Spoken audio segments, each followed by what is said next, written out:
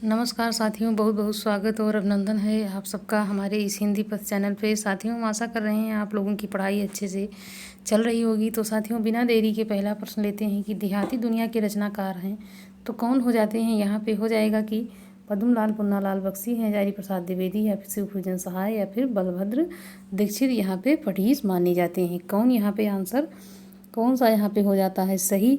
तो यहाँ पे सी आंसर हो जाता है सही। क्यों? क्योंकि भाषा के जादूगर कहे जाने वाले जो यहाँ पे महत्वपूर्ण लेखक शिवपूजन जी हैं, शिवपूजन सहाय, उनकी जो एक प्रसिद्ध रचना है देहाती दुनिया। इनकी कुछ और रचनाएं जैसे अतीत स्मृति, उत्सव, राम लाल पंडित, श्रद्धांजलि, दो फूल आदि, इनकी कुछ ये महत्वपूर्ण कृति के रूप में हम जानते हैं। और यहाँ पद्मलाल पुन्नालाल बख्शी जी की एक रचना काफ़ी यहाँ पे महत्वपूर्ण है, जैसे कि कुछ एवं पंचपात्र। ये पद्मलाल पुन्नालाल बख्शी की एक निबंध संग्रह है जो काफ़ी प्रसिद्ध है। हजारी प्रसाद द्विवेदी की बात करें तो यहाँ पे उनका हो जाएगा कल्पलता, अशोक के फूल, कुटज, विचार प्रवाह और विचार और वितर्क इनकी काफ़ी महत्वपूर्ण रचना के रूप में हम पाते हैं। अगला है गोदान उपन्यास है, तो ये क्या है, कैसा ये है? तो यह यथार्थवादी है, आदर्शवादी है, आदर्शोन्मुख है, या फिर यथार्थोन्मुख आदर्शवादी है। किस प्रकार की ये रचना हो जाती है गोदान, जो कि मुंशी प्रेमचंद की एक महत्वपूर्ण उपन्यास के रूप में ये प्रसिद्ध है। और गोदान में अंग्रेजी राज में कृषक जीवन की त्रासदी का चित्रण देखने को मिलता है। यहाँ पे हो जाएगा बी आंसर, आदर्शोन्मुख यथार्थवादी चित्रण गोदान में किया गया है। अगला है नूतन ब्रह्मचारी है, ये किस प्रकार? तो यहाँ पे हो जाएगा ये नाटक है कि उपन्यास है कि कहानी है, में से कोई नहीं। कौन सी विधा यहाँ पे हो जाती है नूतन ब्रह्मचारी? आंसर यहाँ पे हो जाता है कि जो नूतन ब्रह्मचारी एक उपन्यास है, ये उपन्यास है किसका है? तो यहाँ पे बालकृष्ण भट्ट जी का हो जाता है। कि और रचनाएं जो फेमस हैं जैसे सौ अजान एक सुजान एवं रहस्य, ये जो है इनके उपन्यास हैं, ये भी काफ़ी प्रसिद्ध हैं। और यहाँ पे अगला प्रश्न है कि अप्रवासी की यात्राएं नामक कृति के रचनाकार कौन हैं? हो जाएगा डॉक्टर राजेंद्र हैं, अभिमन्यु अनंत हैं, या फिर धर्मवीर भारती, या कन्हैया लाल मिश्र प्रभाकर जी हैं, कन्हैया लाल नंदन जी हैं। यहाँ पे अप्रवासी की यात्राएं कृति जो है ये किसकी हो जाती है? यहाँ पे आंसर हो जाएगा कि ये एक यात्रा वृत्तांत है जो रचनाकार डॉक्टर नगेंद्र की ये मानी जाती है, अप्रवासी की यात्राएं।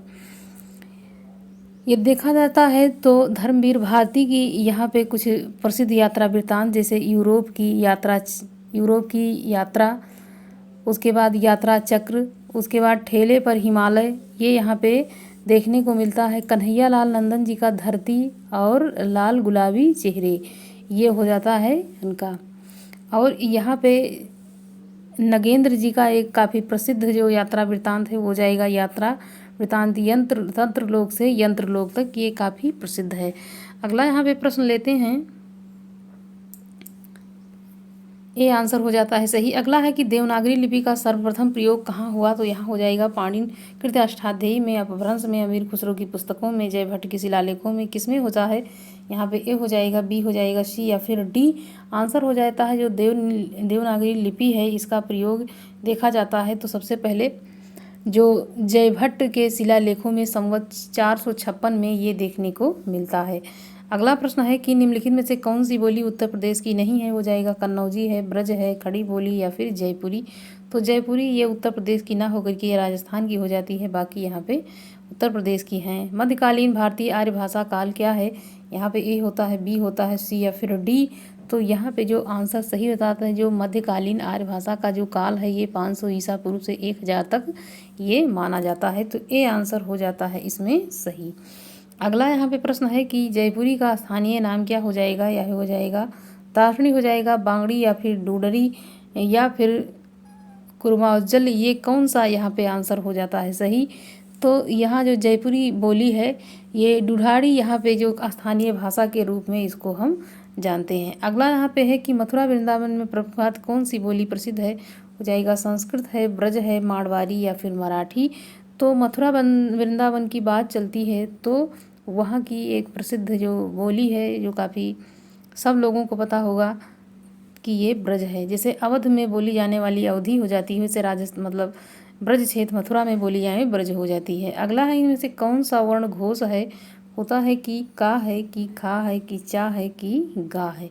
तो इसमें से कौन सा इसमें हो जाएगा घोष। घोष और अघोष दो जो यहाँ पे वर्ण होते हैं वही पूछा जा रहा है इसमें।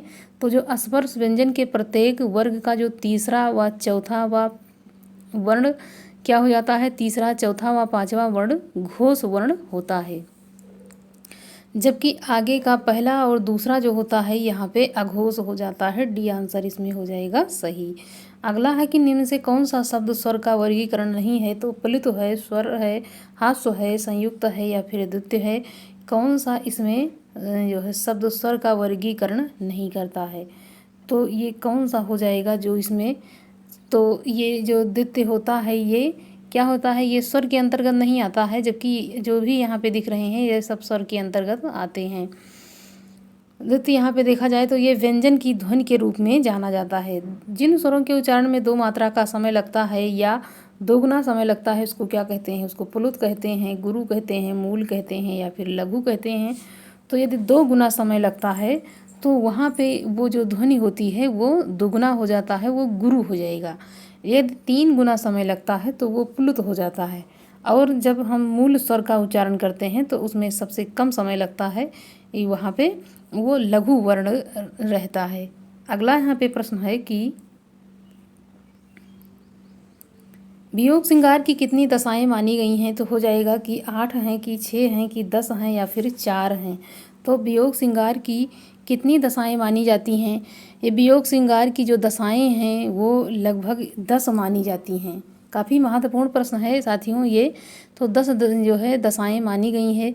इसमें से जो दशा है वो भी याद करना है, जैसे अभिलाष है, चिंता है, स्मृति है, उद्वेग है, गुण कथन है, प्रलाप है, उन्माद है, व्याधि है, जड़ता है, मरण है। ये सारा वियोग के अंतर्गत यहाँ पे रखा गया है।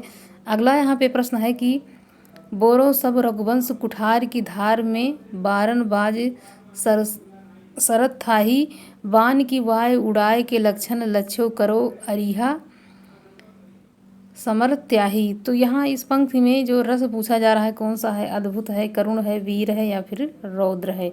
कौन सा रस हो जाएगा इसमें। तो इस पंक्ति में रौद्र रस का उदाहरण यहाँ पे देखने को उदाहरण यहाँ पे दिया गया है। किसका हो जाता है, तो यहाँ रौद्र रस का यहाँ पे उदाहरण दिया गया है।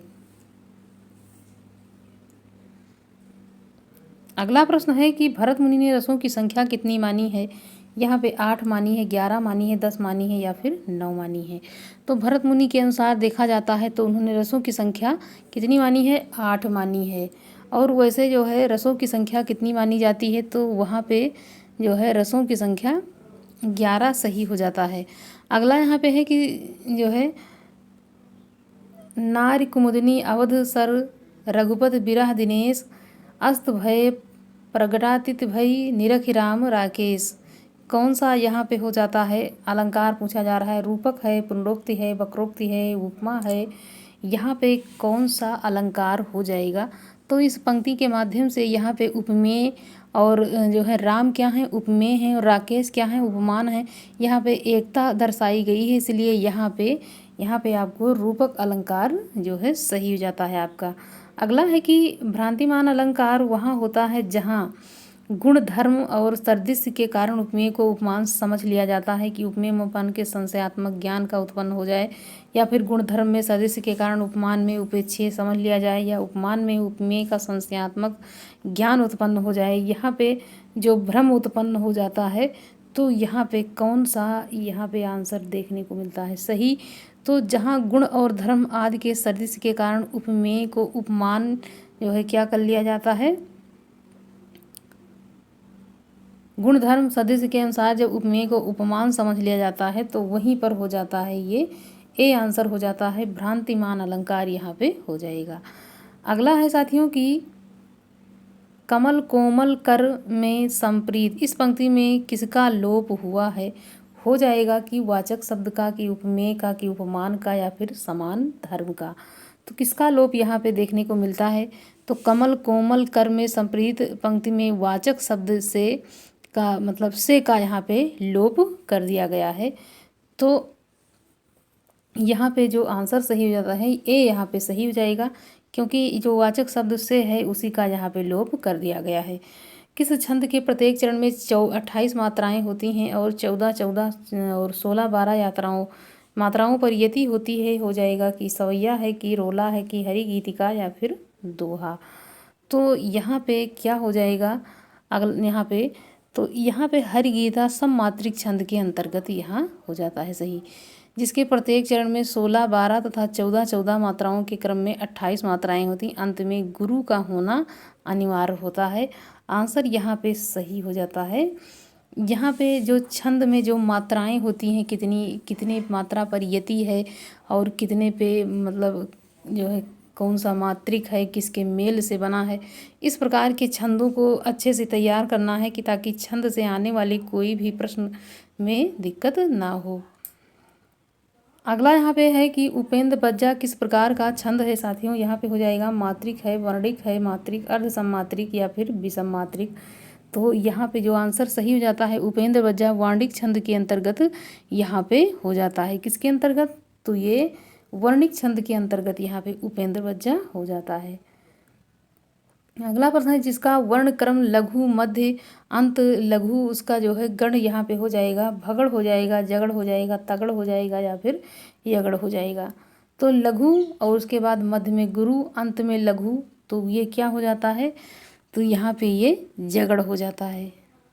जगड़ जभान, इसका सूत्र मतलब सबको लगभग ये सूत्र तो सभी को याद होगा, क्योंकि छंद पढ़ने के लिए सबसे पहले उसका सूत्र ही याद करना पड़ता है। यदि सूत्र नहीं याद रहता है तो बड़ी दिक्कत होती है बाद में, तो सूत्र जरूर याद करें।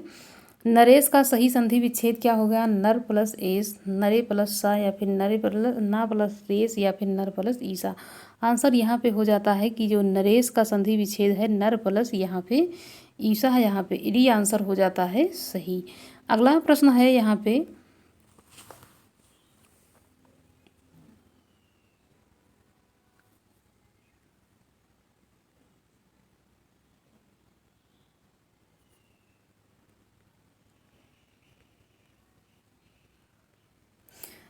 तथेव संधि का संधि विच्छेद पूछा जा रहा है कि यहाँ तथा प्लस एयो तथा तथ प्लस एयो, तथे प्लस एयो या फिर ता प्लस, कौन सा आंसर हो जाता है इसमें सही? तो तथेव का जो संधि विच्छेद सही हो जाता है, ए आंसर यहाँ पे सही हो जाएगा।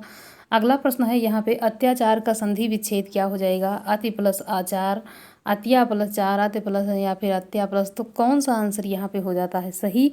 तो यहाँ पे आंसर हो जाएगा अति प्लस आचार, यहाँ पे सी आंसर हो जाएगा। और इसमें जो है तथेव संधि में वृद्धि संधि के अंतर्गत इसको रखा गया है, सब लोगों को पता ही होगा। यहाँ पे ये जो है ये अति प्लस आचार, यहाँ पे ये सी आंसर हो जाता है सही। अगला है कि मृगनयन में कौन सा समास हो जाएगा? अव्ययी भाव है कि कर्मधारय है, तत्पुरुष है या फिर द्वंद्व है? तो यहाँ पे हो जाता है कर्मधारय समास। कैसे हो जाता है कि जैसे मृग के समान नयन, यहाँ पे तुलना की गई है, जो समानता और तुलना की जाती है एक ही समास में तुलना और समास की मतलब वो की जाती है, तो वो समास कर्मधारय हो जाता है। और यहाँ पे इस प्रकार से भी उदाहरण दिया रहता है, जैसे महात्मा है तो महान है जो आत्मा, तो यहाँ पे दो तरह से इसको जो है इसका विग्रह किया जाता है। अगला है जिस समासिक शब्दों में पहला पद संख्या को व्यक्त करने वाला हो तो विशेषण हो तो वो क्या हो जाते हैं? द्वंद्व हो जाता है, द्विगु या बहुव्रीहि या फिर अव्ययी, तो द्विगु समास यहाँ पे आंसर हो जाएगा सही। अगला है आदमी बनना मुहावरे का उपयुक्त अर्थ क्या है? किसी अन्य जीव का आदमी परिवर्तन होना, आदमी जैसा दिखना, अच्छा व्यवहार सिखाना, कृत्रिम ढंग से आदमी का प्रतिरूप बनाना। आंसर यहाँ पे जो सही हो जाता है वो आदमी का बनना मुहावरे का सही, अच्छा व्यवहार सीखना यहाँ पे हो जाएगा, जो अच्छा व्यवहार सीखता है उसी को ही आदमी का रूप यहाँ पे। आँख खुलना मुहावरे का सही अर्थ क्या है? कि ज्ञान का होना, कि भ्रम में पड़ना या फिर आँख किरकिराना या फिर लज्जा दूर होना। तो यहाँ पे आँख खुलने का मतलब है ज्ञान हो जाना। आंसर यहाँ पे ए हो जाता है सही। अगला है कि नेकी कर दरिया में डाल, लोकोक्ति का उपयुक्त अर्थ क्या होगा? ए होगा, पी होगा, सी या फिर डी।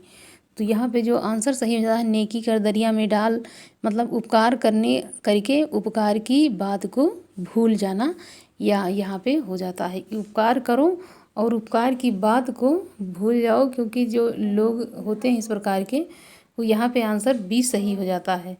अगला है निम्नलिखित में से कौन सा शब्द तत्सम नहीं है? हो जाएगा कि नरक है, कि स्वर्ग है, कि खग है या फिर भूमि है। तो तत्सम नहीं पूछा जा रहा है इसमें, तो यहाँ पे कौन सा आंसर हो जाता है सही? तो यहाँ पे जो नरक, स्वर्ग, खग, यहाँ 3 शब्द हैं, जबकि पुहुम जो है यहाँ पे ये तत्सम नहीं है, ये तद्भव हो जाता है। निम्नलिखित में से कौन सा शब्द तत्सम नहीं है? हो जाएगा पुष्प है कि पुहुप है या सुमन है या फिर प्रसून है। कौन सा आंसर होता है सही इसमें? तो हो जाएगा कि पुष्प, सुमन, कुसुम, प्रसून जो कि फूल के पर्यायवाची शब्द हैं। यहाँ पे पुहुप जो है ये तद्भव में सही हो जाता है। तद्भव के लिए हम पुहुप का प्रयोग करते हैं। अगला प्रश्न है कि निम्नलिखित में से कौन सा शब्द तत्सम नहीं है? तो यहाँ ने हो जाएगा, यहाँ पर ने हो जाएगा, नग्न हो जाएगा, क्षमा हो जाएगा या फिर नख हो जाएगा। तत्सम नहीं है पूछा जा रहा है, तो यहाँ पे कौन सा आंसर सही हो जाता है? यहाँ पे हो जाएगा नग्न, क्षमा और नख जो है ये ने ही यहाँ पे आंसर हो जाता है सही ए। अगला प्रश्न है कि वह मुझे अलग रखता है, रेखांकित शब्द के आधार पर बताइए यहाँ कौन सा कारक है? यहाँ पे हो जाएगा कि संप्रदान है, अपादान है, करण है या फिर अधिकरण है। वह मुझसे अलग रहता है, तो यहाँ पे कौन सा आंसर हो जाएगा? तो यहाँ पे हो जाता है कि वह मुझसे अलग रहे, रेखांकित शब्द के आधार पर यहाँ पे अपादान हो जाएगा। अपादान यहाँ पे आंसर सही हो जाता है। अगला है अन्य पुरुष एक वचन सर्वनाम का संप्रदान का बहुवचन रूप क्या होगा? यहाँ पे उससे हो जाएगा, उनके हो जाएगा, उनसे या फिर उन्हें। तो यहाँ पे जो प्रश्न सही हो जाता है तो यहाँ पे हो जाएगा कि उन्हें शब्द अन्य पुरुष एक वचन का है, जबकि सर्वनाम का संबंध जो संप्रदान का कारक बहुवचन रूप से हो जाता है।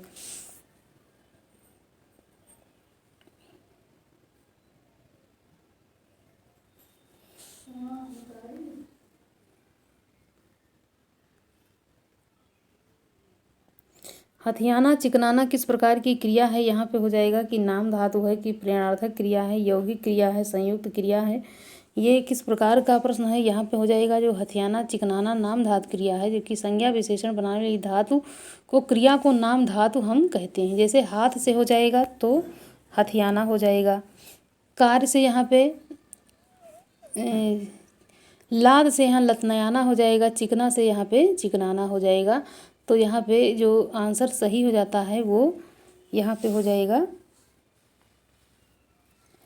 अगला यहाँ पे है कि निम्नलिखित विकल्पों में पुल्लिंग शब्द कौन सा है? यहाँ पे सेना हो जाएगा, मणि हो जाएगा, धरती हो जाएगा, कुटुंब हो जाएगा। कौन सा आंसर सही हो जाता है? तो यहाँ पे पुल्लिंग शब्द पूछा जा रहा है कि कौन सा यहाँ पे पुल्लिंग है। तो कुटुंब शब्द यहाँ पे पुल्लिंग हो जाता है, जबकि और सब यहाँ पे क्या हो जाते हैं? वो स्त्रीलिंग हो जाए। बेला शब्द का बहुवचन यहाँ पे बताइए। हो जाएगा कि बेला, कि बेलें, कि बेलों या फिर बैलों। कौन सा यहाँ पे आंसर हो जाता है सही? तो बेलों शब्द महा बेलें ये यहाँ पे आंसर हो जाएगा बी सही। अगला प्रश्न है कि जिसे करना बहुत कठिन हो के लिए एक शब्द क्या होगा? दुष्कर हो जाएगा, पुष्कर, दुर्जय या फिर दुराग्रह। आंसर यहाँ पे हो जाता है कठिन जो है ये दुष्कर हो जाएगा। अगला प्रश्न है कि पुराण में एक प्रत्यय संयुक्त होकर के क्या शब्द बनता है? यहाँ पौराणिक हो जाएगा, पौराणिक, प्राणिक, पौराणिक। यहाँ पे आंसर जो सही हो जाता है वो यहाँ पे हो जाता है कि पौराणिक, यहाँ पे आंसर सही हो जाएगा। अगला प्रश्न है कि हानि का विलोम क्या हो जाएगा? तो हानि का विलोम यहाँ पे लाभ हो जाता है। घर की आय का हिसाब माँ ही रखती है, आय का विलोम क्या हो जाएगा? यहाँ पे हो जाएगा गया हो जाएगा, घटा, व्यय या फिर खर्च। तो यहाँ पे व्यय हो जाएगा। अगला है कि तृष्णा शब्द का पर्यायवाची मकरंद है, सहचर है, रसिका है, लिप्सा है। यहाँ पे जो आंसर तृष्णा का जो सही हो जाता है वो यहाँ पे हो जाता है जो है लिप्सा होगा, यहाँ पे उसका सही आंसर। अगला यहाँ पे है कि निम्नलिखित शब्दों का युग्म से सही अर्थ को छांटिए। चिता और चिंता, सोचना, विचार करना, अग्नि, जठराग्नि, चिंतन, मनन, शव जलाने हेतु लकड़ी। तो यहाँ पे क्या हो जाएगा? चिता और चिंता। यहाँ पे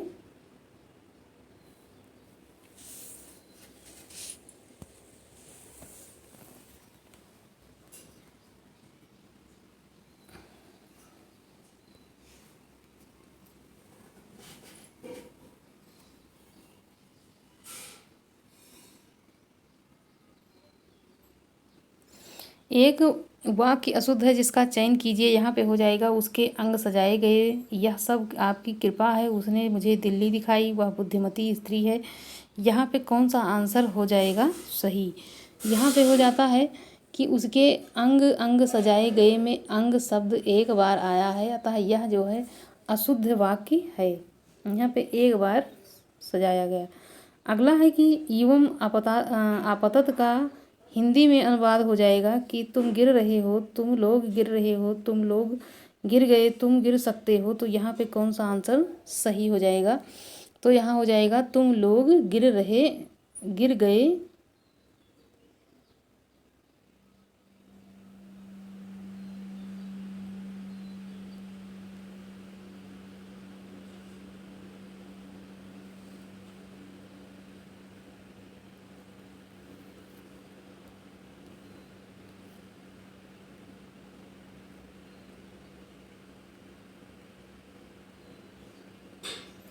छात्रा चली गई का संस्कृत अनुवाद होगा। यहाँ पे हो जाएगा छात्रो अगच्छत, छात्रा अगच्छत, छात्रा आगच्छत, छात्रा अगच्छत। कौन सा यहाँ पे आंसर हो जाता है सही? तो यहाँ पे हो जाएगा छात्रा चली गई का संस्कृत में छात्रा अगच्छत, यहाँ पे हो जाएगा सही। अगला है महाकवि की रचना कौन सी हो जाएगी? तो यहाँ पे बाल विकाग्निमित्रम बुद्ध चरितम नरसिंह चरितम शिशुपाल वधम। तो महाकवि माघ की पूछी जा रही है, तो यहाँ पे शिशुपाल वधम आंसर हो जाएगा सही। अगला है कि निम्न में से यहाँ पे शुद्ध है, तो यहाँ मातर स्मृति, मात्रा स्मृति, मात्रे स्मृति या मातु स्मृति, कौन सा आंसर सही हो जाता है? तो यहाँ पे हो जाएगा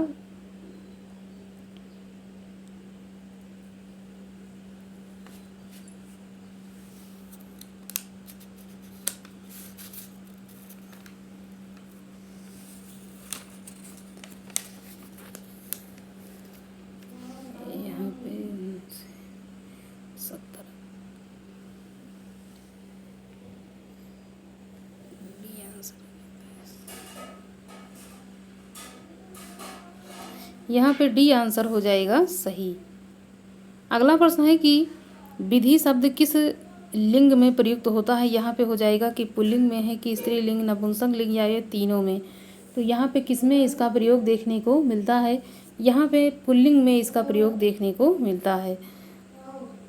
स्त्रीणाम शिक्षित पठुत्तम मानानुरीषण, यह सूक्ति कहाँ से, सूक्ति हम कहाँ से पढ़ेंगे? तो ये हो जाएगा कि रघुवंश से है कि नैषधीय चरितम, उत्तर रामचरितम या अभिज्ञान शाकुंतलम। तो इसका प्रयोग कहाँ से देखने को मिलता है? ये हो जाएगा डी, यहाँ पे अभिज्ञान शाकुंतलम की ये पंक्ति यहाँ पे हो जाएगा। अगला यहाँ पे है यूनः, युवाम शब्द का रूप यहाँ पे हो जाएगा द्वितीय बहुवचन है, पंचमी बहुवचन है, षष्ठी बहुवचन या फिर सप्तमी बहुवचन का प्रयोग यहाँ पे किया गया है। तो यहाँ पे सप्तमी एक वचन का प्रयोग यहाँ पे देखने को मिलता है। अगला है कि दारड़उल का रूप हो जाए बनेगा, तो यहाँ पे दापका हो जाएगा, दाका हो जाएगा, दायका या फिर दावका।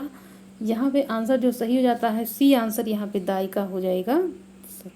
अगला है कि म्यू ही मधुरा नाम मंडनाम नाकृति नाम, किसने और किसके लिए यहाँ पे? तो यहाँ पे हो जाएगा कि कांडू ने शकुंतला के लिए, दुष्यंत ने शकुंतला के लिए, दुष्यंत ने प्रिंगवदा के लिए, दुष्यंत ने अनुसुईया के लिए, किसके लिए ये जो है सूक्ति का प्रयोग यहाँ पे किसने और किसके लिए किया है? यहाँ पे हो जाएगा कि दुष्यंत ने यहाँ शकुंतला के लिए ये सूक्ति का यहाँ पे कहा है।